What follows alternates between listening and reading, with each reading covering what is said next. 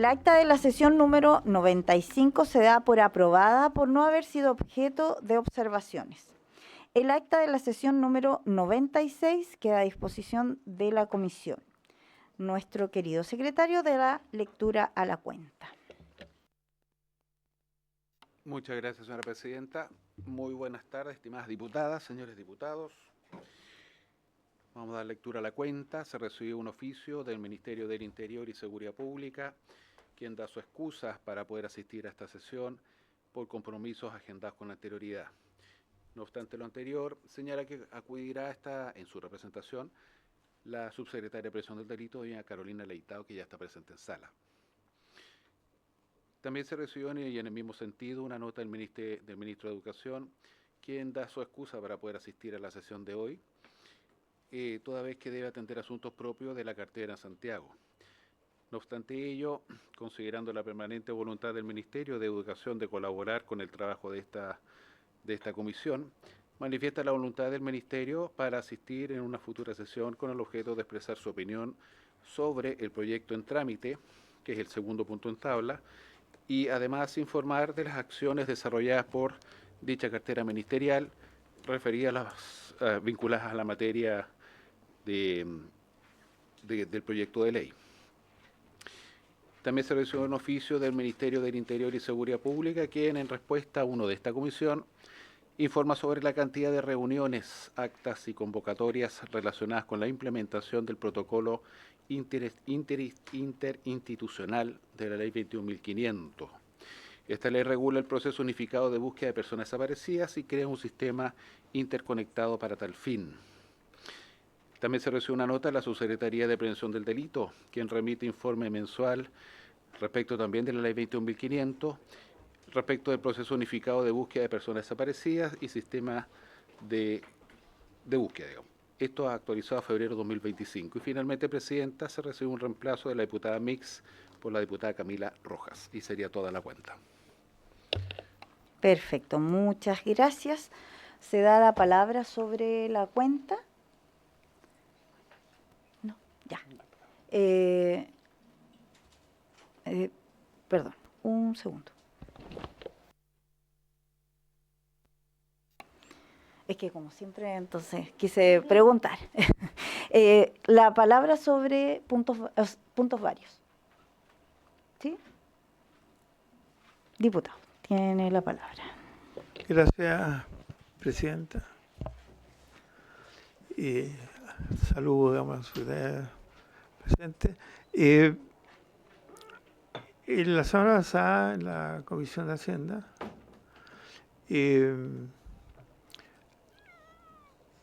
conseguí que el proyecto nuestro se pudiera discutir en total despacho, o sea, en despacho, fácil despacho. Y fue aprobado que se discutiera en fácil despacho. Así que se lo tenía regalo guardado. Y espero, digamos, que haga los buenos oficios con el presidente de la comisión, diputado Carlos Bianchi, para que lo ponga en tabla y la use con tiempo para que podamos asistir, pero ya fue aprobado que se va a ver en la Comisión de Hacienda en fácil despacho. Envejecimiento positivo, ¿cierto, diputado? Sí. Vale. Así es. Maravillosa noticia para todos. Es muy, muy importante poder avanzar con ese proyecto, así es que se agradece también el apoyo para que haya sido cierto aceptada esta solicitud de parte de la comisión y del presidente. Así es que estaremos ahí al pendiente, iré a consultar para estar ahí comunicada. No sé si alguien quiere hacer algún punto vario. Ya, voy a aprovechar la instancia.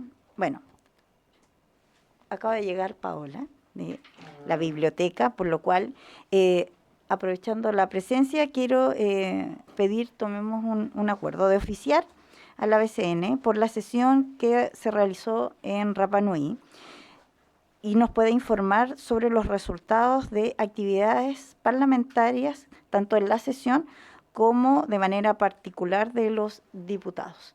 Así es que hacemos llegar esa solicitud para poder hacer una bajada, ya que vamos a trabajar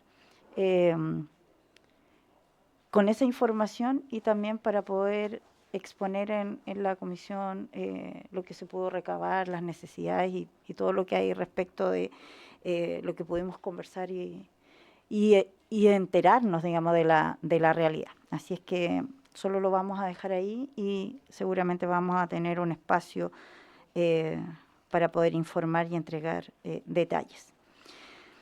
Por otro lado, quiero solicitar a la comisión, nosotros hemos estado viviendo varias situaciones y por lo cual también agradezco hoy día poder hablar y debatir del tema de seguridad de las personas mayores. Sin embargo, también quiero dejar acá la necesidad, y en eso espero podamos tomar acuerdos, si bien las municipalidades, por ejemplo, están a la voluntad de poder recibir nuestros oficios y poder responder, pero tenemos una situación lamentable, yo sé que muchos pudieron leer y escuchar, una adulta mayor murió limpiando una fosa séptica en la región de Los Lagos. Pidió ayuda desesperadamente para que fueran a limpiar. Esto tenía un costo particular de más de 100.000 pesos, por lo cual ella no estaba en condiciones. Y en el intento de limpiar esto, después de haber pedido reiteradamente e incansablemente el apoyo, la ayuda para eso, ella fallece porque intenta limpiar la fosa. Y murió en esa condición. Entonces, de verdad hemos recibido tantas situaciones que son tan dolorosas, donde a veces es la voluntad, es la capacidad de alguien de llegar en el minuto. Y después lo más doloroso es escuchar arrepentimientos de que no lo tenían contemplado, que no se imaginaban de que esto era tan complejo, tan grave, que la situación, porque nadie se enteró de la realidad que ella estaba viviendo. Entonces, yo creo que acá necesitamos avanzar en respuestas y en darnos cuenta de lo importante que son las personas mayores, sobre todo hay muchos de ellos que están solos. Entonces, cuando van a pedir ayuda, no es que vayan a querer molestar a nadie, sino que también están en su derecho, pero también en la honestidad de decir si es que alguien puede resolver o no una problemática. Y aquí sí había la posibilidad, y eso fue lo que no llegó, por lo cual creo que es importante enviar un oficio como Comisión de Personas Mayores y Discapacidad a la municipalidad para saber qué fue lo que lamentablemente esta adulta mayor que terminó su vida tratando de solucionar un problema que podría haber sido algo casero, práctico, y lamentablemente hoy día tenemos que lamentar esta grave y terrible situación, que de verdad me cuesta porque solo me lo imagino y me duele mucho.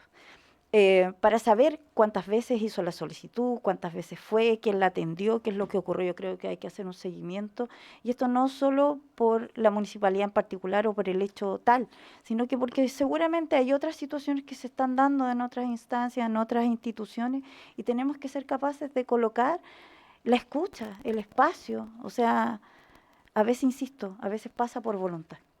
Y creo que necesitamos conocer de este caso y de otros que hoy día nos convocan, por ejemplo, para hablar de seguridad, también por un hecho brutal, donde un matrimonio de personas mayores, de hecho, la persona asesinada en su casa, él era ciego, era una persona mayor, un matrimonio, donde él es asesinado en su casa porque los delincuentes entran a su hogar mientras ellos dormían.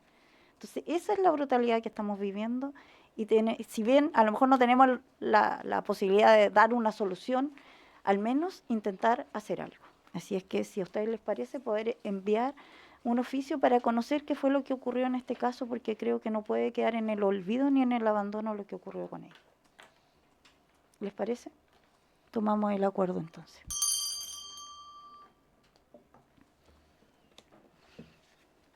Si no tenemos más varios, vamos a dar inicio al primer punto en tabla, donde bueno, ya se dio la explicación, ¿cierto? No va a estar el ministro. Sin embargo, hoy tenemos a la subsecretaria de Prevención del Delito, la señora Carolina Leitao, para que se refiera en detalle al aumento de los crímenes de homicidio y violencia generalizada desplegada hacia las personas mayores. En especial, conocer las acciones y medidas que el gobierno implementará para restituir la seguridad y protección de dicho sector etario. Bueno, le damos la palabra, bienvenida y muchas gracias por estar con nosotros hablando de este tema tan importante. Muy buenas tardes, diputadas, diputados, presidenta, muchas gracias. Y bueno, me ha tocado a mí poder exponer y la verdad es que quisimos hacer un recuento y más bien una exposición a la comisión, independiente de los detalles o información que se quiera después analizar de manera más específica y concreta en cada uno de los ítems, pero es importante hacer un recuento respecto del tema de lo que significa en los datos que tenemos respecto de adultos mayores como víctimas. Y que quisimos generar, después viene en un cuadro más adelante, dividirlo en los tipos de delitos, porque los adultos mayores, las personas mayores pueden ser víctimas de distintos tipos de delitos, no solo respecto al tema de homicidio, que finalmente hay, por supuesto, y está en la data también personas mayores, pero en general la mayoría de las personas mayores son víctimas de otro tipo de delitos que creemos que hay que visibilizar para poder justamente poder abordarlos y trabajarlos de manera específica y con políticas públicas en general más focalizadas y concretas y enfocadas a este entorno. Por eso que, bueno, la verdad es que la evolución del comportamiento de víctimas adultas mayores nos indica que ha aumentado a través de los años. Sostenidamente. Sí. Es con H, es que yo soy la ortografía. Sí, sí, ha aumentado, es con H. No. En 2024 se registraron 118.923 víctimas adultos mayores por delitos, faltas o infracciones. Y respecto del 2023 se observa un aumento del 23,4%, ¿ya? Por lo tanto, estamos hablando de 11.490 adultos mayores más. Ahora, ojo que aquí hay consideraciones que uno pudiera explicitar, por ejemplo, el aumento de la población de personas mayores, o sea, si uno quisiera hacer un análisis un poquito más, uno podría ponerlo por tasa también, probablemente el aumento es menos significativo, pero hay un aumento, o sea, igualmente, no quisimos dejar de visibilizar el aumento a pesar de que, claro, uno estandarizado de manera metodológicamente hablando, quizá uno tuviese que hacer una distinción, pero en términos en bruto y los datos duros son estos. Ahora, quisimos también visibilizarlo por región, porque esta, como todos sabemos, las realidades son diferentes. Y en este sentido, la región que registró la mayor cantidad de víctimas adultos mayores, obviamente que es la región metropolitana, mayor cantidad de población, pero concentra más de la mitad de los casos. Y respecto del 2023, todas las regiones registraron aumento en la frecuencia de víctimas de adultos mayores, pero los mayores aumentos se reflejan en la región metropolitana, en Magallanes, en Valparaíso, en Aysén y en Tarapacá, que superan el 20%. Y en ese caso, uno también puede mirar cuál es el flujo, digamos, a través de los años, y obviamente se van a quedar ahí con la presentación para que, si quieren revisarla después con mayor detención, pero esos son los datos entre el 2018 y el 2024. Ahora bien, y esto es el dato que es relevante, que es que el comportamiento de los delitos nos entrega un marco de análisis que permite señalar que hay delitos que afectan con mayor frecuencia a las personas mayores y que son, en particular, la violencia intrafamiliar, los robos en lugar habitado y no habitado, las amenazas o riñas y daños. Y si uno mira en términos de delitos, por ejemplo, en el caso de homicidio y femicidio, aquí está junto el dato, que podría ser también, quizás habría que separarlo, pero en particular en homicidio y femicidio, la variación es de un 22,5%, pero si vamos a violaciones y delitos sexuales, estamos hablando de un 37,7%. Si vamos más abajo, claro, hay algunos delitos que disminuyen, pero en el crímenes y simples delitos de ley de armas, vinculados a ley de armas. Aquí es un rango muy general, pero que son, ¿cómo se agrupan este tipo de delitos? Estamos hablando de un 87%, en robo en lugar habitado y no habitado también un 50%, en el tema de consumo de alcohol y droga en la vía pública un 52,8%, y otros delitos falta, que son 57,9%. Entonces, la variación, si bien en total es de 23,04, el comportamiento en los distintos tipos de delitos son todos diferentes. Y también la distribución dentro del año 2024 tiene una distribución distinta. Entonces creo que es importante hacer este zoom, porque si no, si tomamos el dato general, podemos equivocarnos en torno a cuáles son las cosas que tenemos que abordar. Claro.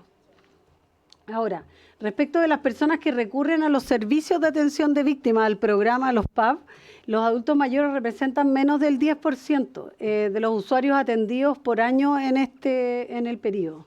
La verdad es que tenemos personas mayores. El año 2023 fueron 3.467, en el año 2024 3.613 y en el año 2025 ya llevamos 953. Y esto en relación a las personas atendidas de todas las edades, claro, hay una diferencia importante, porque eran 42.000, 38.000 y 10.000, para hacer una proporción. Pero si uno se da cuenta, están todas cercanas al 10%, o sea, en general, cifra más, cifra menos, nos acercamos al 10%. En este caso, las personas atendidas por región y por año, la concentración nuevamente tiene mucho que ver con el dato también, se concentra en la región metropolitana, Valparaíso, aquí Biobío, también es una región que destaca con proporciones significativas que superan el 10% en la mayoría de los años que fueron evaluados.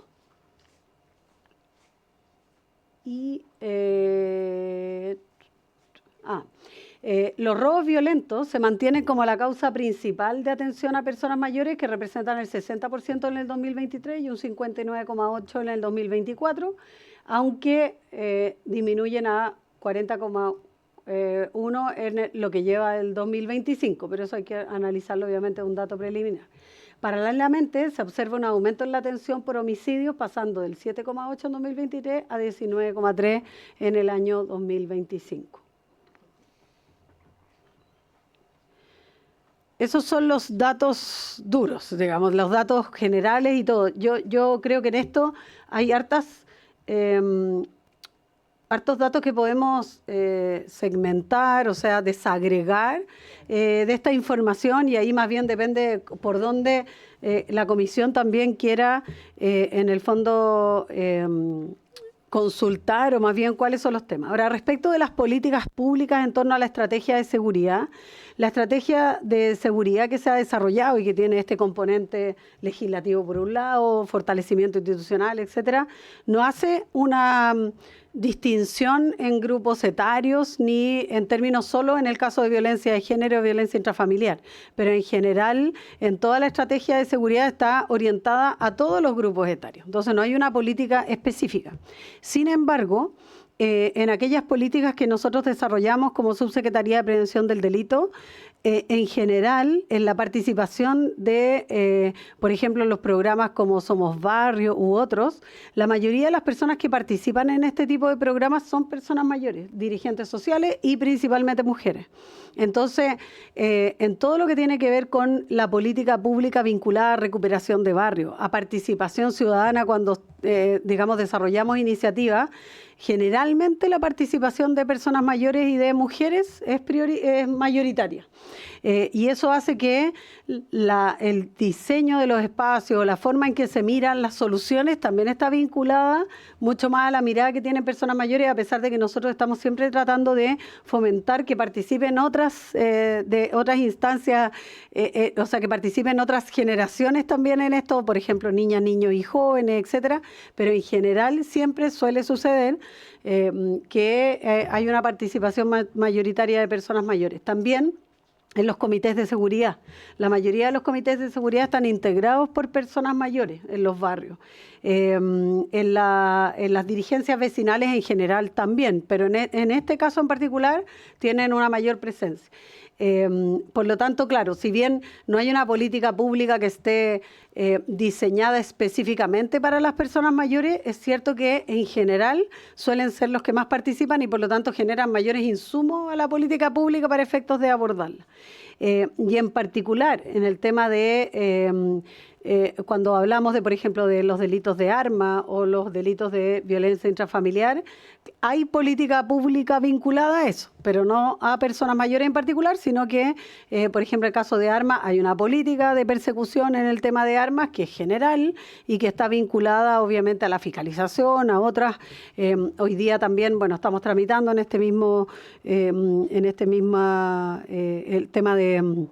En la Cámara, el tema de Bifi Armas, que se acaba de despachar, o sea, ya se despachó al Senado a fines de enero, por lo tanto también, pero siempre vinculado a violencia intrafamiliar, por ejemplo, pero no específicamente, no hay una mirada en ese ámbito, pero tiene, o sea, igualmente tiene que ver, o sea, lo que quiero señalar es que si bien no hay políticas públicas hoy día específicas en materia de personas mayores, muchas de las políticas públicas que se están implementando igualmente tienen incidencia, pero quizás habría que analizar o ver cuáles de aquellas políticas pudiésemos todavía hacer un zoom y darle mayor visibilidad o de alguna manera algún carácter específico a algunas de ellas en particular. Gracias, subsecretaria. ¿Alguien quiere hacer alguna acotación? ¿Comentar? Sí, diputado Trisotti. Gracias, presidenta. Bueno, en primer lugar, dar la bienvenida a la subsecretaria. Qué bueno, que pueda hoy día, quizás en primer lugar, yo creo que es un avance poder tener las cifras. Hace pocas horas se cometió un asesinato en Alto Hospicio, donde se mató una mujer de 67 años que vivía con otra de 91 por entrar a robarle a su casa.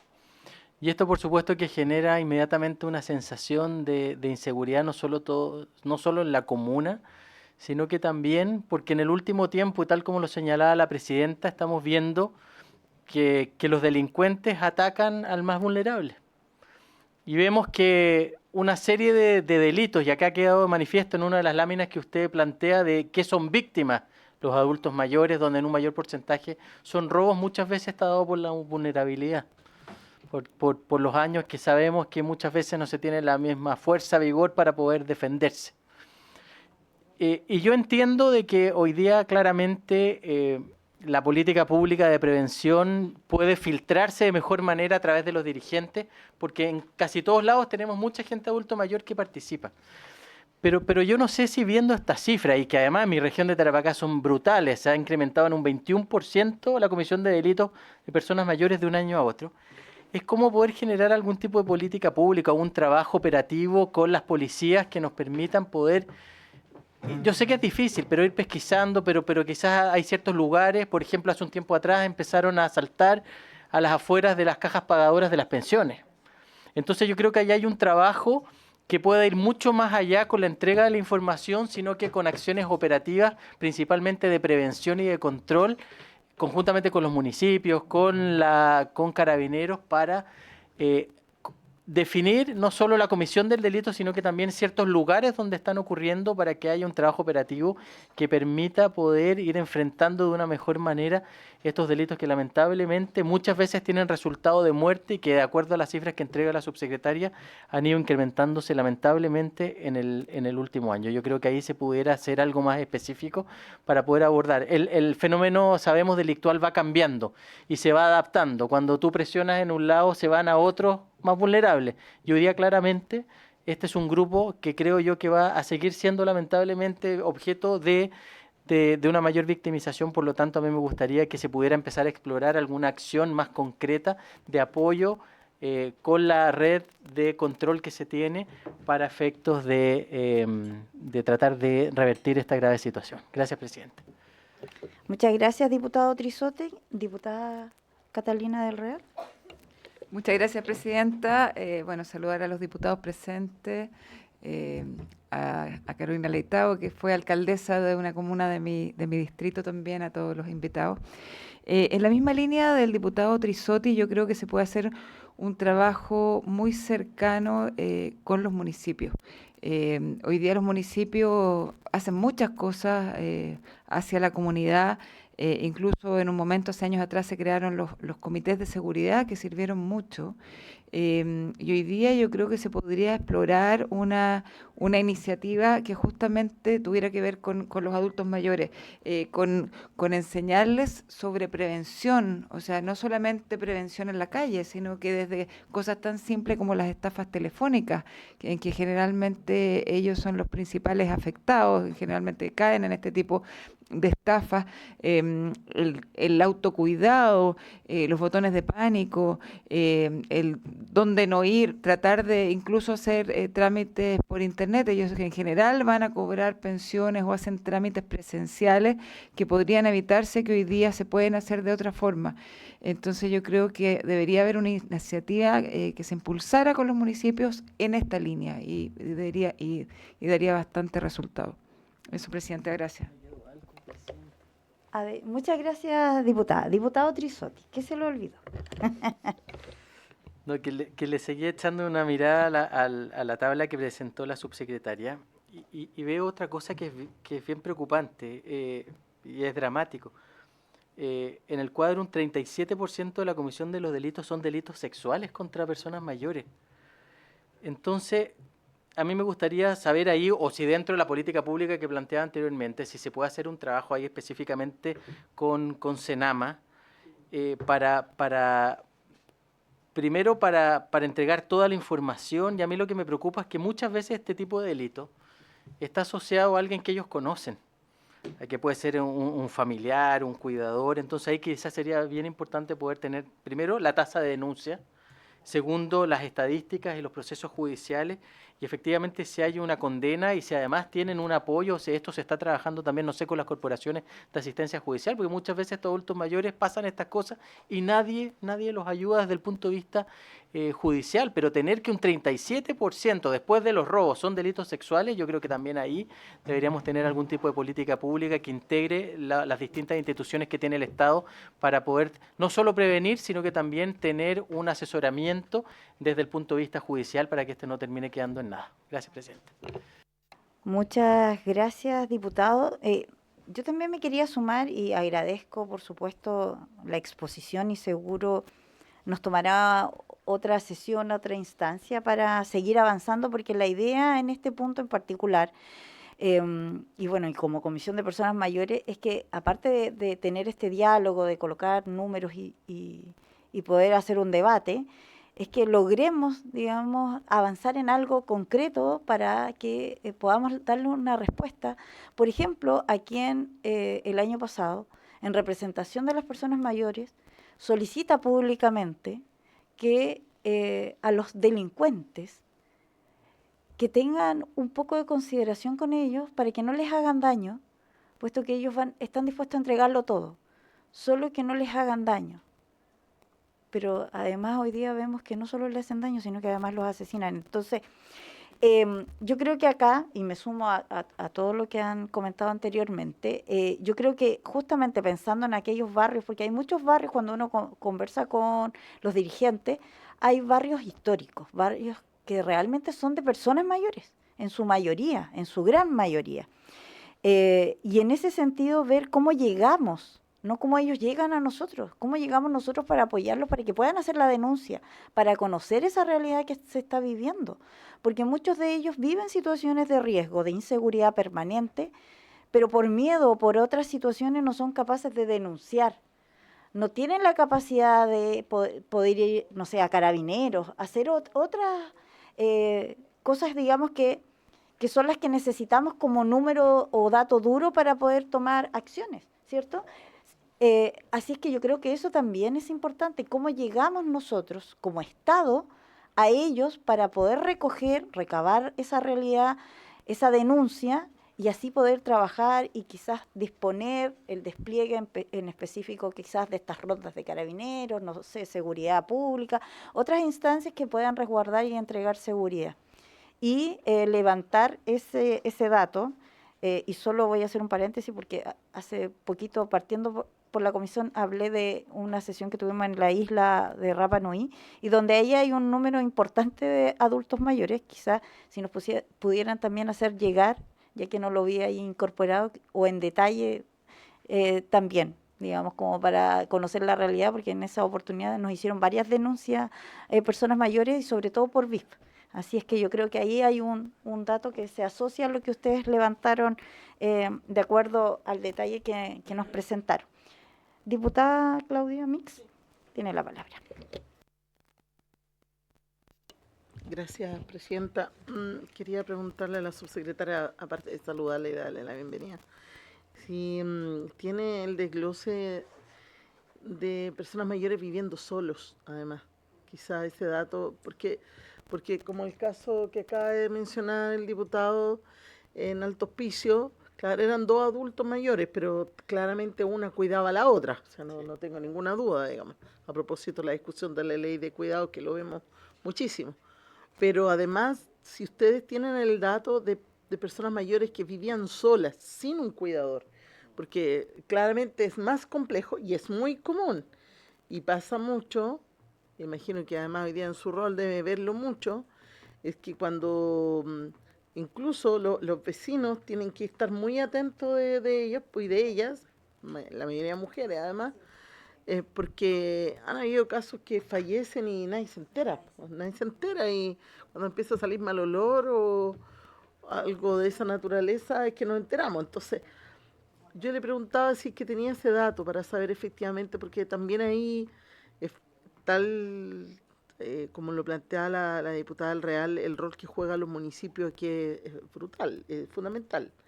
El programa Vínculos, que son generalmente personas mayores que no están vinculadas, valga la redundancia, a los espacios organizativos como los clubes y eso, hay un espacio distinto, pero además existía la intención, yo no sé si Senama finalmente lo va a reactivar, del Fono Mayor, como de tener una alternativa para estas personas que viven solas, de poder tener cierta conexión, un número a quien puedan avisarle en caso de una emergencia. Creo que eran teléfonos bien, el Conecta Mayor, ¿cierto? Es que antes fue como Fono Mayor, pero el Conecta Mayor.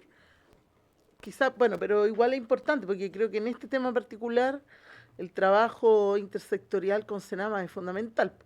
Pero yo quería saber si ustedes tienen ese agregado en estos datos y cuántos de esos vivían solos, que creo que no es menor también tenerlo a la vista. Eso, gracias.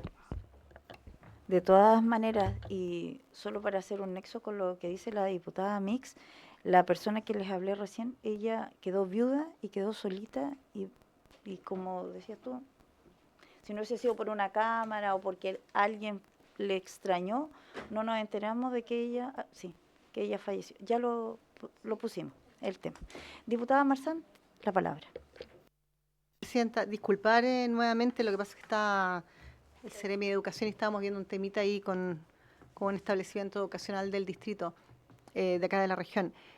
Bueno, saludar a la señora Leitao, discúlpense. Carolina, toca ya.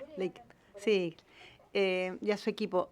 Sí, claro, es otra vía lo que nombraba la diputada Mix, pero yo me acuerdo que hubo un proyecto que se llamaba Conecta Mayor, que eran de unos celulares. Claro, era de unos celulares que tenían que ir a hacerle una capacitación a la casa, y existía todo un tema que eran números grandes, exacto, eran números grandes, y claro, los celulares, y era muy práctico porque eran grandes los números, le conectaba directamente. Hubo más de algún reclamo, por supuesto, por ahí, que las capacitaciones, algunos decían que eran muy buenas, otros decían no aprendí porque la persona vino, me lo dejó, se fue, en fin. Pero en general, bueno, y recuerdo también que hubo algunos municipios que ahí gestionamos para que llegara el programa que no lo querían o que no le motivaban, en fin. Pero al parecer funcionó bastante bien. El tema es que, claro, era limitado y las personas quedaron con su celular. Sería muy importante porque la principal finalidad de ello era que tuvieran la posibilidad de conectarse, sobre todo en temas de urgencia. Exacto. Y urgencia, porque además tiene el tema de número grande, fácil acceso, respuesta inmediata, en fin.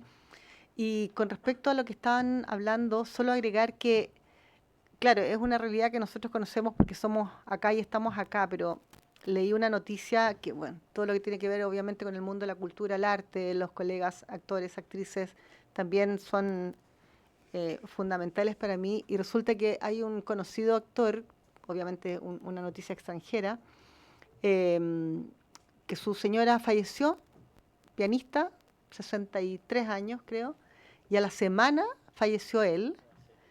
Él tenía Alzheimer, Jane Hackman, claro, y tenía Alzheimer. Entonces él no se dio por enterado que su señora estaba muerta, llevaba una semana muerta aproximadamente. Y solos los descubrieron porque no supieron de ellos después de un tiempo. Entonces uno dice que increíble cómo esta situación del abandono de las personas adultas mayores, del desconocimiento, de la georreferencia, de dónde están ellos, ellas en casos de emergencia, y así también otras realidades con personas que necesitan, sobre todo cuando hablamos de temblores, incendios o terremotos, bueno, tragedias, catástrofes, en fin, quedamos absolutamente desconectados. Absolutamente desconectados. Y después nos acordamos, y después vemos la posibilidad, y después lamentamos las muertes, y después realizamos algún levantamiento de política pública, en fin, pero ya es un tema que se nos repite tanto, tanto, tanto, que somos desgraciadamente en ese sentido un país muy reactivo y no proactivo, entendiendo que la cifra de personas adultas mayores no es nueva y que las proyecciones al 2050 van a aumentar, pero de manera exponencial, como está siendo un número importante por la baja natalidad. No es que no estemos envejeciendo. A mí ese concepto lo encuentro extraño, decir no estamos envejeciendo. Todo tiene su progresión. Lo que pasa es que tenemos una mayor cantidad de personas adultas mayores que llegan a, obviamente, ahora, ¿en qué calidad de vida llegan mayores? Es lo cuestionable, pero llegan y pasan los 90 años y muchos más. Entonces yo creo que a lo mejor, subsecretaria, sería interesante poder ver la posibilidad de reactivar quizás esa conectividad que funcionó y funcionó bien, lo de Conecta Mayor. Para ellos, si bien es complejo en general el tema del uso o el uso de la tecnología, sobre todo quienes tenemos mucha ruralidad, y la señal con suerte llega como una paloma, algunas partes, si es que llega la paloma también, pero esa era una manera muy positiva de anexarnos, sobre todo en tiempos de emergencia.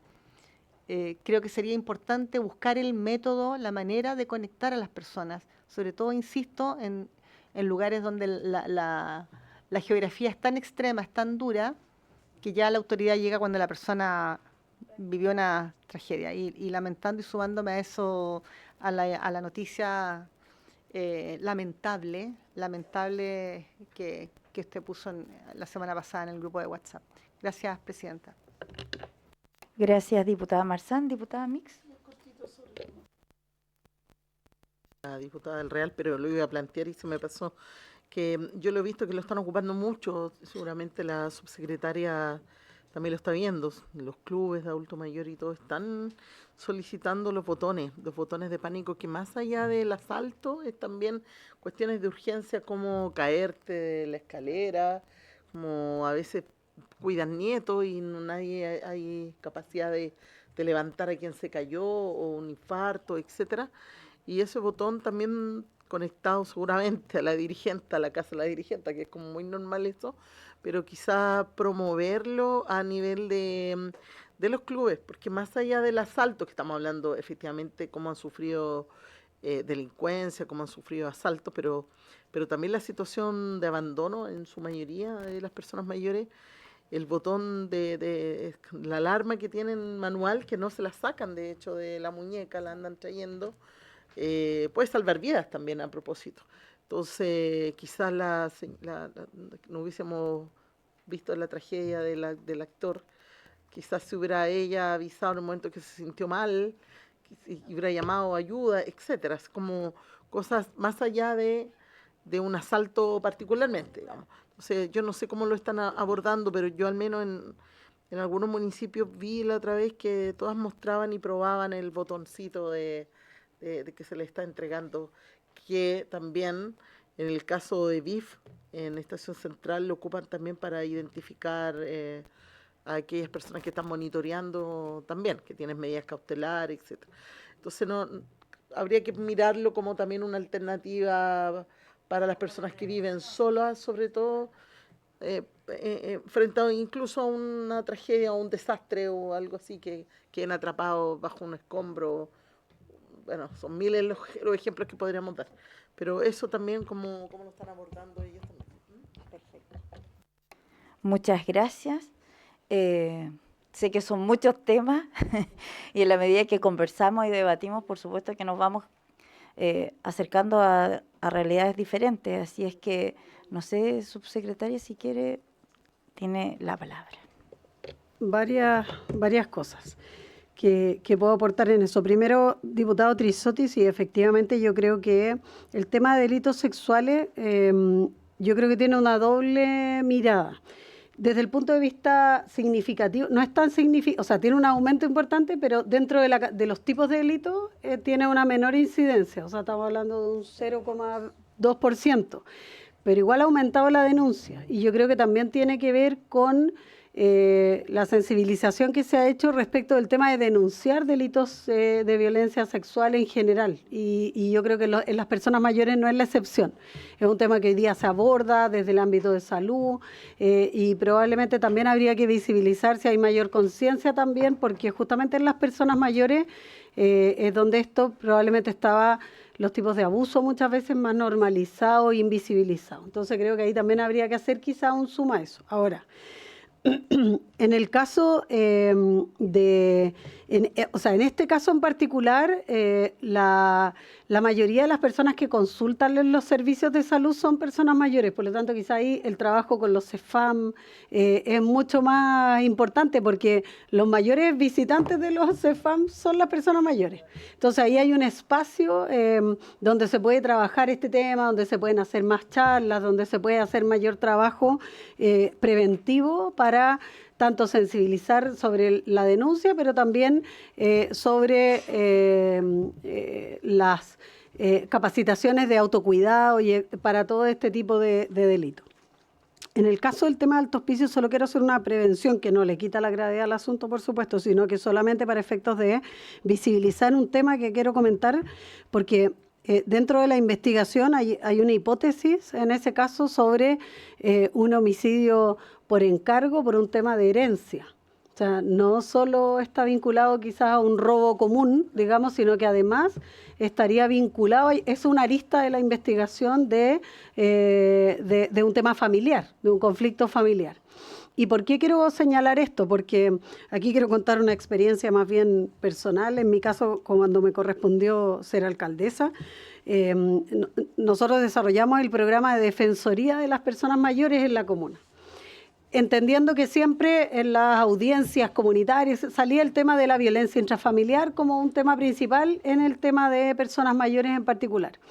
Pero para nuestra sorpresa, cuando abrimos la defensoría y empezamos a atender casos, los principales casos, o sea, la mayor cantidad de casos que llegaban no eran precisamente de violencia intrafamiliar desde el punto de vista de maltrato físico, sino que la mayor cantidad de consultas, y tuvimos que poner un abogado especialmente para desarrollar esto, era el tema de herencias, firmas de documentos que las personas mayores no sabían si tenían que firmar o no, entonces lo llevaban para que un abogado lo revisara y les dijera si lo que estaban firmando, qué es lo que era, etcétera. O sea, la mayor cantidad de casos de violencia contra personas mayores eran violencia económica, por decirlo así, y de abuso de familiares respecto de, por ejemplo, que los sacaban de la vivienda donde estas personas viven. También hemos visto en el caso de delitos de personas mayores que se les ha quitado su vivienda y donde hoy día se transforman en caletas, por ejemplo, para utilizar. O sea, tenemos una arista ahí que hay que mirar muy bien respecto de cuántos de esta violencia que se ejerce contra personas mayores además está vinculada a delitos económicos o abuso, y la mayoría de estos además, y por eso es tan difícil de detectar, ocurre al interior del hogar, y por eso está vinculado como a violencia intrafamiliar, porque son personas conocidas, hijos o familiares, sobrinos, etcétera, que hay en el entorno familiar y que cometen este tipo de delitos. Y por eso que, claro, en el lugar donde afecta a las víctimas, sale un 56,3% en el domicilio, o sea, cuando hay una denuncia, pero no, yo trataría de no mirar este dato como solo que van y le roban a una persona, así como una persona externa a la casa, sino que también sufren dentro del mismo grupo familiar. Y eso hay que mirarlo, porque la política pública, cuando trata de meterse adentro del hogar, es mucho más difícil. En ese sentido, también comentar que hay una experiencia que a nosotros nos tocó desarrollar en el ámbito de salud, y que fue un programa que se llama Programa para Personas Mayores Frágiles, y que era porque la mayoría de las veces cuando asistíamos, las personas decían, oye, las personas mayores que están en una casa, y teníamos varias denuncias o información de vecinos de personas que no eran postradas, pero que tenían fragilidad, es decir, que vivían solas, que no asistían a sus controles regularmente del consultorio porque no tenía quien los llevara, o que tenían condiciones de salud que requerían una presencia del CEFAM en el domicilio de una manera periódica, no permanente, no diaria, pero que no eran postrados. Y creamos ese programa que era Personas Mayores Frágiles, un programa del CEFAM, donde habían dos formas. Una que era el propio CEFAM, generaba información que podía detectar una cantidad de personas que estaban en ese rango y generaba una visita periódica de enfermera o kinesiólogo para verificar que se estuvieran tomando sus remedios, etcétera.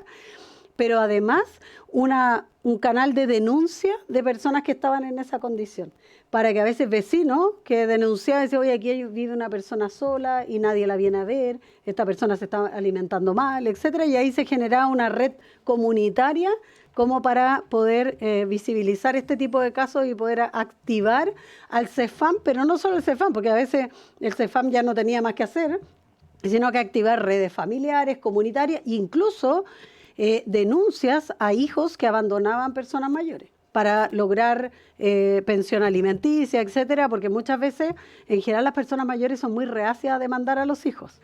Entonces, ahí también que había que hacer una asesoría, y ahí se conectaba con la Defensoría de Personas Mayores. Lo cuento como experiencia porque, claro, uno en la práctica va visibilizando cosas y tiene que activar redes, a veces que son muy distintas a las originales. O sea, esto surge por salud, pero termina siendo un tema legal o termina activando, claro, y el Senama que, claro, y claro, es como, podría ser en esa línea, yo creo que hay una experiencia ahí. Ahora, el Conecta Mayor es un programa, efectivamente fue un programa bien extendido, que de hecho se hizo hasta una campaña para adquirir los celulares, etcétera. Y yo diría que el principal elemento como nudo crítico de ese programa fue en la implementación para los tipos de funcionario municipal que tenía que recurrir después a capacitar, etcétera, y efectivamente eso ya es más complejo porque requería de un esfuerzo municipal bien grande. Entonces ahí pasa lo que pasa siempre, pues la capacidad que tienen algunos municipios es distinta a la que tienen otros y por lo tanto se generó, pero es un programa que hasta el día de hoy entiendo que sigue funcionando. Y lo que quizás habría que pedirle, porque lo estaba llevando la Universidad Católica, quizá un reporte de cuántas comunas todavía están en el programa y hacerlo, porque podría ser útil eso, porque yo entiendo que es un programa que sigue funcionando. No lo tengo claro de este año 2025, pero al menos hasta que yo dejé la alcaldía todavía existía. El oficio para la Universidad Católica, que es la que llevaba el programa Conecta Mayor, para información si todavía en cuántos municipios se está ejecutando. Yo no tengo esa información hoy día acá. Vamos a desagregar el tema de Rapa Nui que nos han solicitado y también me parece muy bien y conectar aquí con el tema de los municipios, de la capacitación a personas mayores sobre fraudes, por ejemplo, en el tema telefónico, etcétera, a pesar de que hoy día igual se está haciendo un esfuerzo sobre este tema de todo lo que es el tema de telecomunicaciones para asociar los números telefónicos a una persona y el registro biométrico de las personas que adquieren un celular y que más adelante vamos a avanzar en el tema de los chips y por lo tanto eso va a limitar no solo las estafas telefónicas sino que también los llamados que se hacen desde las cárceles, por ejemplo. Entonces eso está en la agenda digital de seguridad y eso va a ayudar a evitar los fraudes, o a disminuir los fraudes telefónicos porque se va a poder asociar el número a una persona o un root, etcétera, y eso debiera ayudar a ese objetivo. Lo mismo a los números que son como spam, que también están y van a estar asociados a un número determinado. Y por último, en ese sentido, el trabajo con los municipios, bueno, se asocia también al proyecto de seguridad municipal, que uno de los ámbitos es que se reconoce el trabajo de los comités de seguridad vecinal. Y ahí también articular, a propósito de esto de los botones de pánico, hay hartas iniciativas, en general municipios tienen diversas iniciativas que se pueden financiar también a través del Sistema Nacional de Seguridad Municipal, hay algunos que lo han financiado a través de ese fondo, comprando los dispositivos, etcétera, pero también el tema de alarmas comunitarias. Muchas veces se pensaba la alarma solo como un tema de seguridad vinculado a un robo, pero se ha visto en la práctica que muchas veces las alarmas comunitarias ayudan para anunciar incendios, personas con problemas de salud, o sea, y que hoy día las alarmas comunitarias ya tienen estos sistemas de que se puede andar trayendo el botón en la mano, no que esté en la puerta de la casa, que muchas veces la persona mayor tampoco puede trasladarse o tocar el botón de pánico, sino que hoy día son de activación digital o telemática que uno pudiese hacer y en eso quizás hay que promoverlo más para más iniciativas en esa línea y el proyecto de seguridad municipal también incluye, como digo, el tema del fortalecimiento de los comités de seguridad y cierta regulación también a los comités de seguridad vecinal. Eso creo que podría yo, parece que respondí también a todas las dudas. Eso. Muy bien, diputada Marza, tiene la palabra. Presidenta, sí, solamente es literalmente como un pensamiento en voz alta. Nosotros tramitamos o terminamos de tramitar un proyecto de envejecimiento activo, saludable, etcétera, etcétera. Y ahí peleamos por el tema de la defensoría de las personas adultas mayores. Lo peleamos, así como la defensoría de la niñez. ¿Por qué? Porque cuando estaba instalado no sé si llamarlo programa, en el gobierno anterior, la administración anterior, en el fondo las personas decían, claro, se instaló, pero las personas iban a la corporación, las mandaban para allá y un abogado o una abogada los asesoraba, le decía, usted lo que tiene que hacer es conseguirse un abogado. O sea, ese era el dato. Entonces, esto es recurso, claramente recurso, pero ¿sabes qué? Todo el recurso, es súper cliché lo que voy a decir, pero todo lo que se invierta es un ahorro a futuro. ¿Por qué? Porque vamos a seguir viendo situaciones lamentables, trágicas, dolorosas. Va a haber como un levantamiento, porque siempre sucede, el levantamiento social por una causa en particular, y después ahí decimos, pucha, vamos a tener que invertir plata, o vamos a tener que poner recursos para esto. O sea, las personas adultas mayores hoy día son demasiadas subsecretarias, y el tema que tú decías es lamentable. Yo le he dicho a personas adultas, ¿por qué no denuncia frente a situaciones que me dicen que son horribles, y que finalmente se ven obligados a firmar cuando te cuentan situaciones, porque son los hijos o las hijas, o en tiempo de pandemia las historias que recibimos fueron dramáticas, que terminaban viviendo en un rincón de la casa porque el hijo o la hija volvía, porque por la pandemia que eran sus trabajos, volvían con niños, los relegaban, y además muchos eran además maltratados, y vivían además con la pensión del padre o la madre. Entonces, desgraciadamente, son los hijos quienes más a veces abusan justamente de esa confianza y de ese amor también. Entonces, yo creo que hay que como que poner en discusión nuevamente el tema de la defensoría, porque por algo también surgió la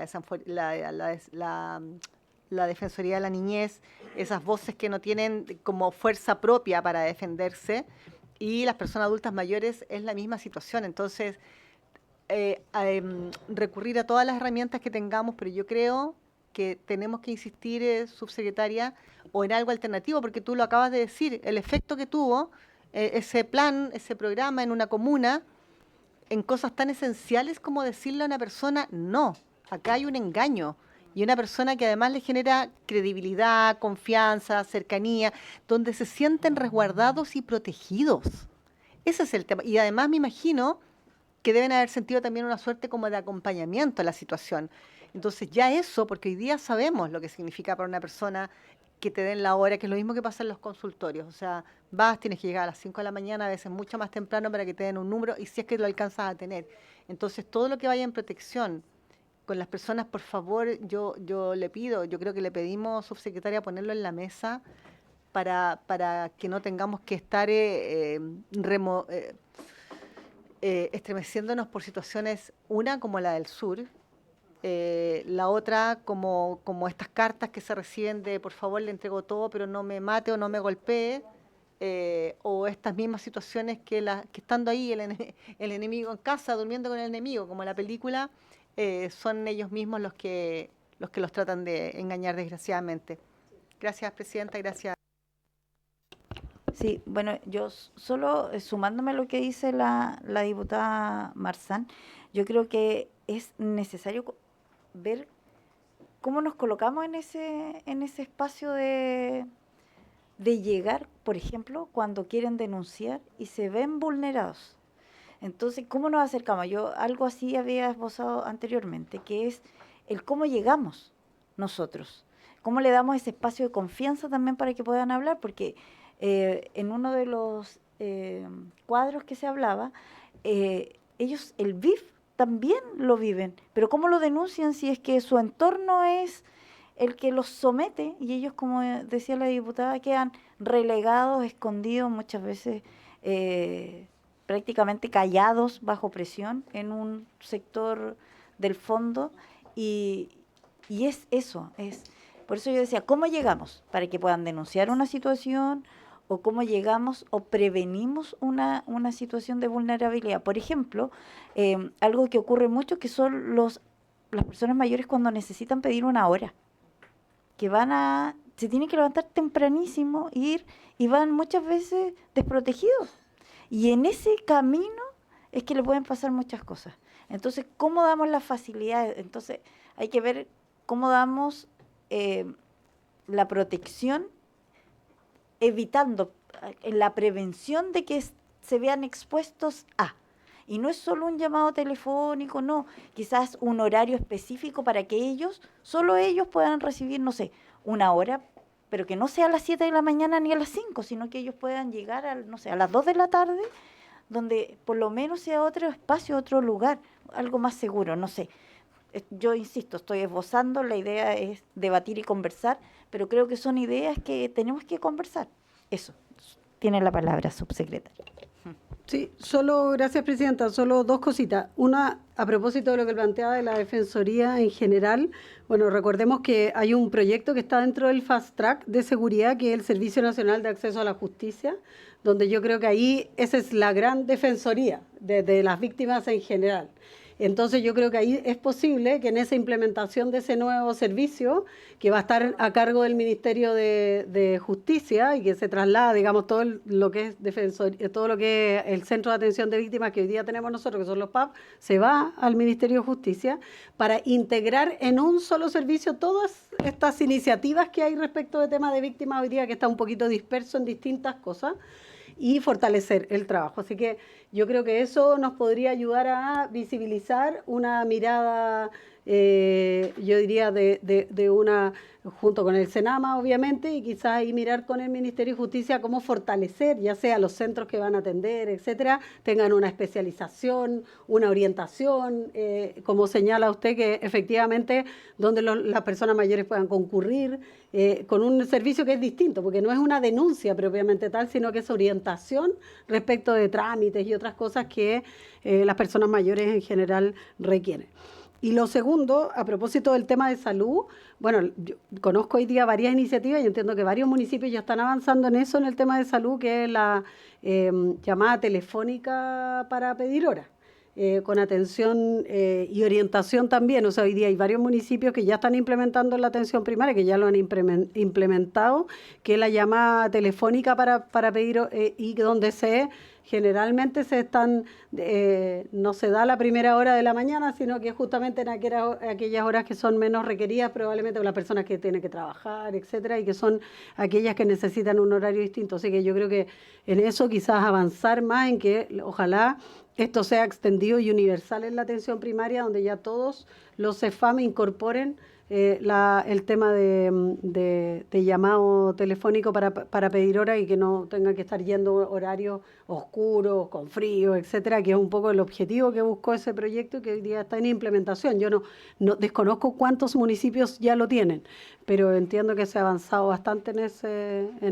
A mí me tocó por lo menos implementarlo cuando yo era alcaldesa en casi todos los CEFAM. Yo creo que llegamos al 100% en el llamado telefónico, que era un buen desafío. ¿No? Solo en ese punto, subsecretaria, la idea es que efectivamente funcione. Usted tiene un buen ejemplo y me parece súper bien, pero a veces se implementa el famoso llamado telefónico y no contesta. O pasan cosas en el camino. Es que son dos cosas, perdón, Presidenta, Ya. solo para aclarar ahí, hay dos cosas distintas. Habían municipios, nosotros también lo teníamos, que contratamos sistemas propios de llamado telefónico con empresas. El problema de ese sistema era que si un municipio tiene una capacidad para atender, voy a dar un número cualquiera, 4.000 horas en el día para entregar 1.000 horas en el día, llamaban 5.000 personas, entonces siempre o no contestaban o cuando llamaban ya las horas se habían agotado. El sistema que implementó el Ministerio de Salud para ir desarrollando esto generó un sistema donde la persona, por ejemplo, que llama para pedir una hora tiene una atención previa. Hay no se queda sin llamar, sino que hay una orientación. Por ejemplo, la persona va a pedir una hora y le dice, no, pero que a usted le derivaron, por ejemplo, tiene que hacerse un examen antes de pedir la hora. Entonces no se pierden horas, porque a veces la persona llegaba y decía, pero a usted le falta un examen. Entonces, ¿por qué está pidiendo la hora? Entonces, es un sistema de atención que está vinculado a unas operadoras telefónicas que tienen la ficha de la persona en la mano, que queda registrado la persona que llamó. O sea, es un sistema bastante más integral que esto que teníamos mucho en el municipio en su minuto de llamado telefónico, que eran como los sistemas telemáticos, como un call center. No, ahora el Ministerio de Salud implementó, pero yo no tengo claridad respecto de cuántos municipios hoy día ya lo tienen disponible y se ha implementado, pero eso yo creo que en la medida que avance genera un gran cambio, sí.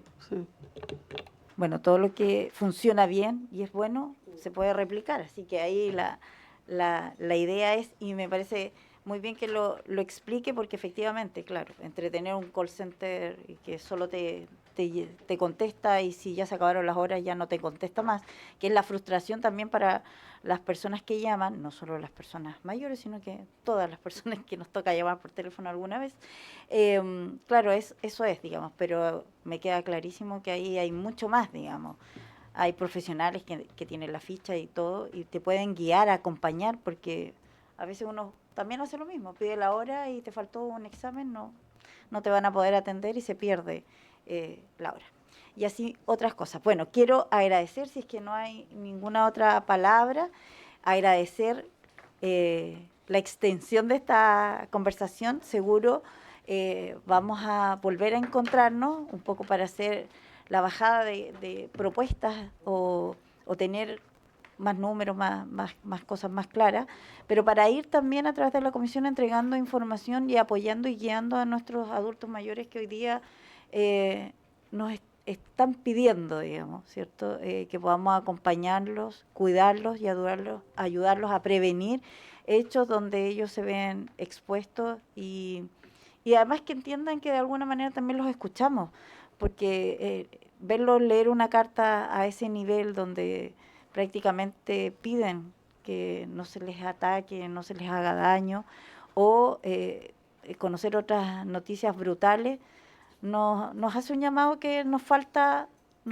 hacer algo que no estamos haciendo, y en eso estamos todos comprometidos y cuente también con la comisión y con cada uno de los diputados, que tenemos toda la disposición. Así es que esperamos seguir avanzando de la mano para que podamos, ¿cierto?, entregar respuesta y seguramente en una próxima comisión para poder hacer una bajada con nueva información de lo que hemos debatido y conversado. Diputada Marzal. Presidenta, sí, bueno, yo primero agradecer porque por la disposición, el tiempo de la subsecretaria, que es muy importante el insumo que nos entrega y la retroalimentación. Esa presencialidad es muy importante para nosotros porque de repente por distintas razones, agenda, la autoridad no viene y para nosotros como comisión es fundamental que estén presentes. Lo que le quería plantear, Subse, es que hay un tema y que quiero dejarlo así como súper, que quede por si viene alguna, ¿cómo se llama? Si viene alguna campaña de información, de prevención, en fin, recordar siempre que los que no estamos en Santiago, viviendo en Santiago y que vivimos en regiones, tenemos comunas que son muy periféricas, muy rurales, muy marginales, y que cuando de repente la autoridad dice, pero díganle que se metan a la página www, es hablarle en chino. Entonces, y además que no hay conexión, y además ya vimos lo que pasó con el apagón, que ahí quedamos todos absolutamente desconectados, y lo más irónico es que de repente llegaban mensajes así atrasados que decían, si hay problemas de, ¿cómo se llama?, de personas electrodependientes, que llamen a este número, y decía, pero ¿cómo van a llamar si estamos todos? Pero llegaba después de 4 o 5 horas y por intermitencia. Pero ¿a qué voy yo? Las radios comunales son una herramienta muy importante en los distritos. Las radios comunales, comunitarias, no la gran radio que de repente tiene alcance nacional o toda eso, los boletines informativos también. Los boletines, quizás tú que estuviste tanto tiempo, fuiste tanto tiempo y bueno, y alcaldesa y legal como presidenta también, y conoces esa realidad, quizás motivar a los municipios, porque cuesta de repente que te entiendan que, oye, un boletín, un pedacito un trozo de diario, no sé, 2 hojas, con el tema de la prevención, las estafas telefónicas, las estafas en las casas, que llega gente con credenciales y andan estafando con cualquier excusa y con credenciales que son reales y que quieren ver la casa por el censo. La otra vez me llegó porque el censo y queremos corroborar si los datos, y la gente se asusta. Y también que los municipios inviertan en las radios comunitarias porque se escuchan mucho, mucho en el territorio. Para agotar, subsecretaria, todos los canales de comunicación y que el www ojalá que sea uno más de este sistema de comunicación. Gracias, presidenta. Muchas gracias. Queremos agradecerle, subsecretaria, a usted, a todos quienes la acompañan, muchas gracias y quedamos comunicados. Los dejamos liberados. Vamos a dar solo un punto, ya que lamentablemente, bueno, voy a pedir un minuto. Vamos a suspender un minuto para que se puedan retirar tranquilamente. No se preocupen.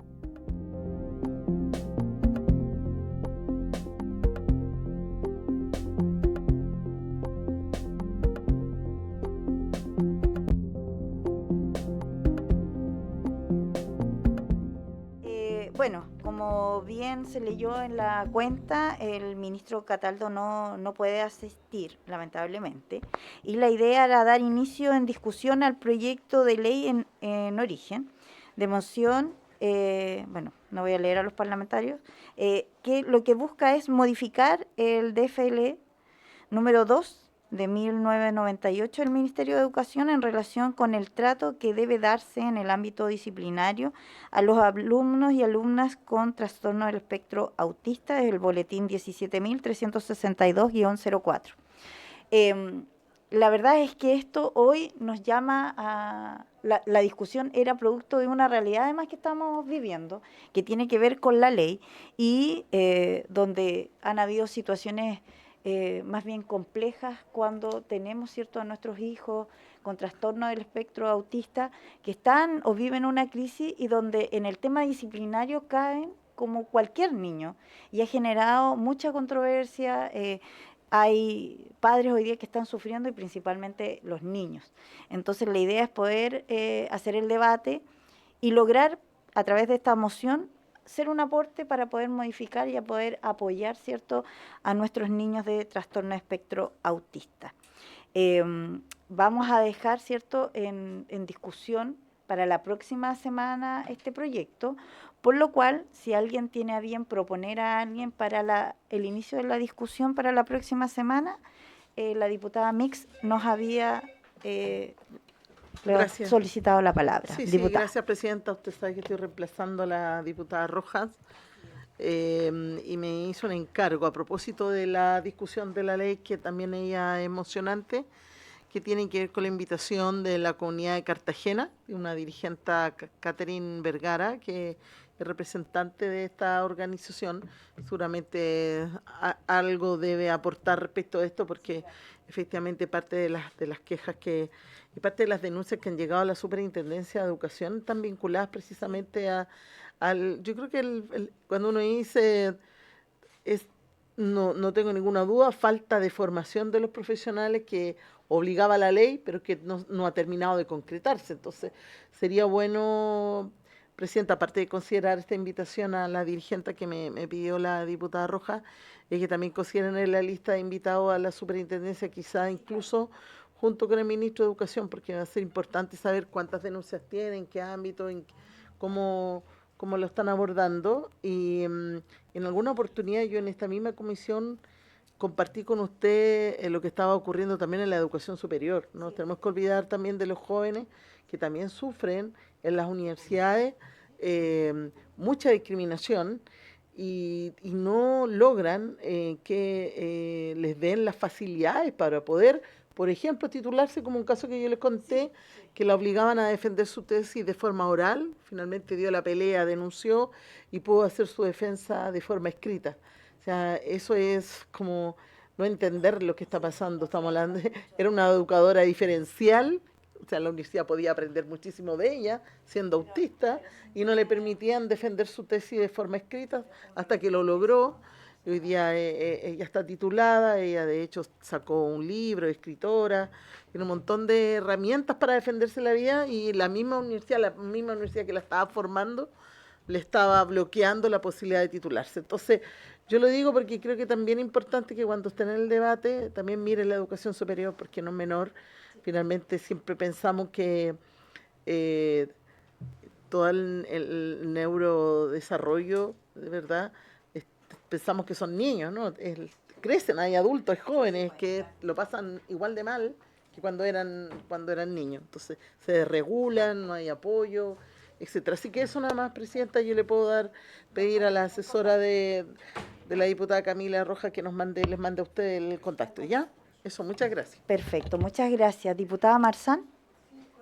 En relación justamente a eso, presidenta, nosotros el año pasado, patrocinado por la comisión, hicimos un encuentro en la biblioteca, estaba de presidenta la diputada del Real. Ya. Vino el ministro Cataldo, vino el subsecretario de Estudios Superior, y justamente hablaba ley de autismo, brechas y avances en la transición hacia la educación superior.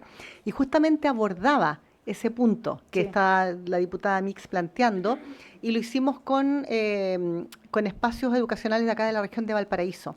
Entonces vinieron a exponer, porque fueron 4, no había espacio para invitar a más por tiempo, pero vinieron 4 universidades justamente a exponer, y a todas se les hizo las mismas preguntas. Y lo positivo de eso, por lo menos acá, era que como se sabía a qué venían y qué estábamos abordando, y vinieron las autoridades y todo, venían bien preparados. Preparados en el sentido de que si se estaba implementando o no, a lo mejor lo aceleraron, a lo mejor lo perfeccionaron. Claro. El tema es que obviamente yo he seguido fiscalizando, hemos seguido fiscalizando, y las experiencias que me han contado las personas en las que he tenido posibilidades de conversar, incluso a una yo le dije, podrías entregar ese testimonio porque creo que es muy importante, de su hijo que está estudiando Derecho en la Católica. Y porque cuando son adultos, mayores ya de 18, no les permiten que uno les acompañe, porque son mayores de edad. Sí. Pero afortunadamente fue muy positivo, y a lo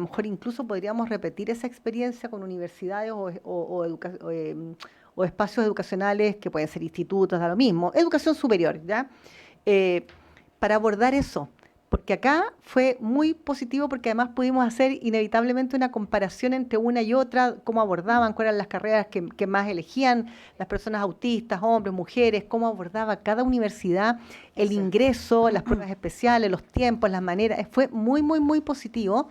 Y yo creo que abrió también justamente esa carencia que hay, porque claro, nosotros nos enfocamos mucho en el sector más pequeñito, hasta la enseñanza, pero no, claro, pero esa transición que es dolorosa o es tremenda para los niños, niñas, pero también para las familias, Sí. porque esta mamá me decía que estaba muy asustada porque no sabía qué iba a pasar. Hoy día está estudiando súper bien, primer año, le ha ido súper bien y además le permitieron ir, le hicieron llenar un formulario especial, pero para toda la universidad, que eso fue muy interesante. O sea, le decían, ¿necesitas alguna atención especial? Pero a todos. No solamente pensando que tú tengas que decir, oye, mi hijo o el niño o la niña decir, soy autista.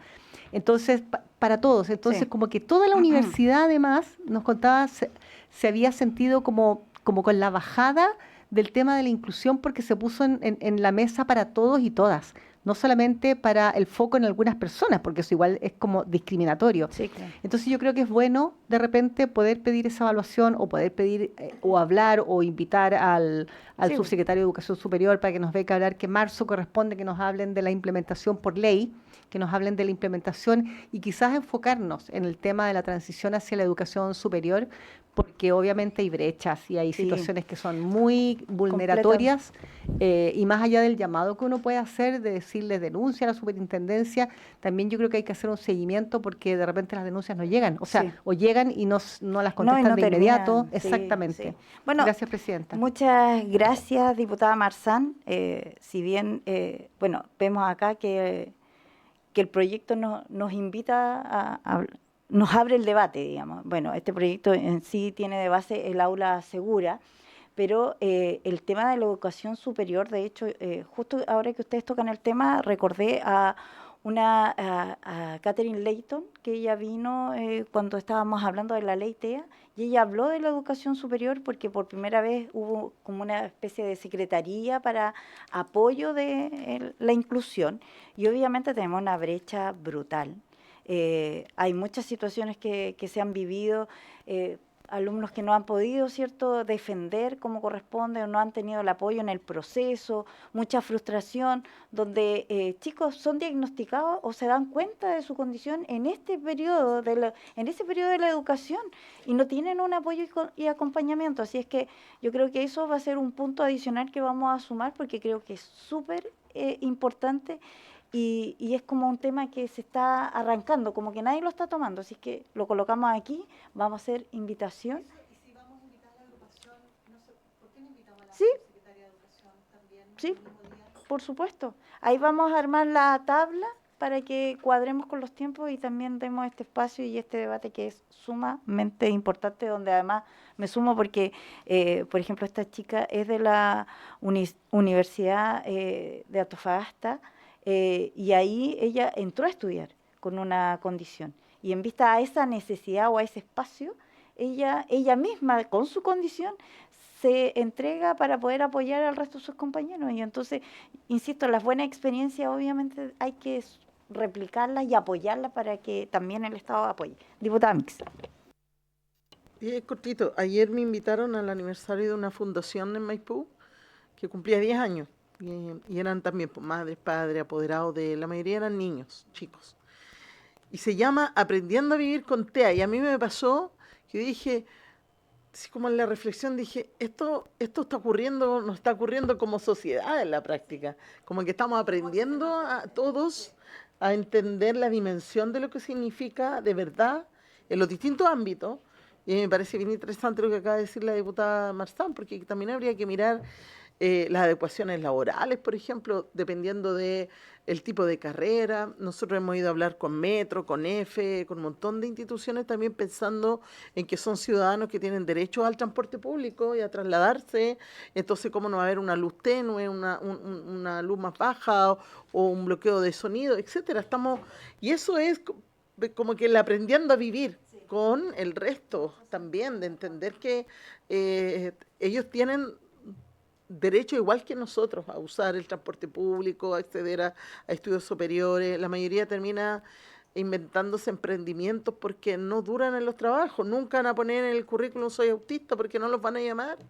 Entonces yo creo que parte de estos aprendizajes que vamos a ir teniendo, producto también de todo el trabajo, la lucha, la visibilización que han tenido las organizaciones, hacen que la ley, que además vamos a defender con la Carola siempre, obvio, dimos harto trabajo para sacar esa ley, obvio que tiene que ir adecuándose a las nuevas realidades, porque si hubo algo ahí que nos faltó fue haber escuchado a los adultos y a los jóvenes que cómo había sido su recorrido y cómo hoy día se están integrando al mundo laboral, por ejemplo. Entonces ahí hay harto desafío y a esta comisión le corresponde hacerlo, presidente. Así es, y solo para dejar un punto, no es que quiera colocarle tantas flores a mi región, pero la directora de Senadis, ella es una abogada sorda, así, el BNA, y ella está en su cargo y obviamente, bueno, yo la conocía antes de que asumiera este rol, pero ahí hay una tremenda realidad. La otra vez los abogados que hablaron aquí en la comisión, profesionales, abogados, otro periodista, y ellos también, uno era ciego, entonces ambos eran ciegos, dos profesionales, entonces eso también, y la condición TEA, entonces hay situaciones que obviamente para apoyarlo en lo laboral tenemos que también adaptar en los espacios para que ellos puedan desarrollarse de la mejor manera, así que bueno, tenemos un gran desafío, pero está el espacio y la disposición, así que les agradezco. ¿Usted iba a decir algo más? Sino para... Solo para complementar lo que decía la diputada Miss, que en realidad el tema nos podemos extender muchísimo, que junto con la ley, además, parece que nos es gusta apasionante todo el tema, sí, muy bien. que en algún momento yo estuve conversando, bueno, en algún momento, en varias ocasiones, con el director del trabajo, Pablo Centeno. Sí. Entonces conversábamos a raíz, de cuando estábamos en la época de la implementación, que se hizo el banner, en fin, para anotar a los hijos, hijas autistas. Y hablábamos respecto al prejuicio que empezó a levantarse en las empresas para los padres o madres de niños o niñas autistas, porque como la ley ampara el hecho de que si alguien se desregule tiene que ir y no le pueden, en fin, no le pueden despedir, en fin. Entonces, exacto, entonces el tema, casi como el tema de usted piensa tener guaguita alguna vez a las mujeres, entonces como que las mujeres en época fértil son como peligrosas para el trabajo, exacto. Claro, entonces es complejo, entonces de repente pensamos como, así como existe en lo laboral el sello 40 horas, yo pensaba o habíamos conversado por qué se le podría poner un sello a la empresa que tenga personas, por ejemplo, trabajadores o trabajadoras que tengan hijos autistas, casi como ponerle un sello a esta empresa, no sé, un logo que diga, pero claro, que declare que es una empresa. ¿Existió? ¿Y hace cuánto tiempo?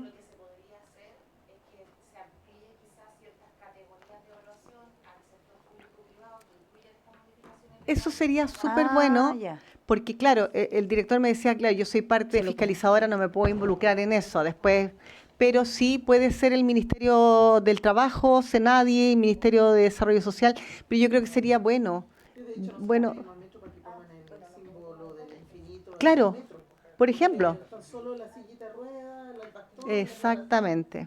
Y resulta que hay jóvenes que se sientan porque parados en la luz termina haciéndolos vomitar. Sí, sí. Sí, no, pero para que no lo dejemos, para que lo dejemos eso, para conversarlo y desarrollarlo, el tema puede ser un símbolo, como decía la diputada, así como se para poder en los destacar espacios, exactamente. O identificar, digamos, a la empresa bajo ese criterio, digamos. Exactamente. ¿Cierto? Sí. Bueno, lo vamos a retomar, lo vamos a trabajar y para ver cómo lo podemos implementar. Así que muchas gracias. Sí, habiéndose cumplido el objeto de esta sesión, se levanta. Muchas gracias a todos.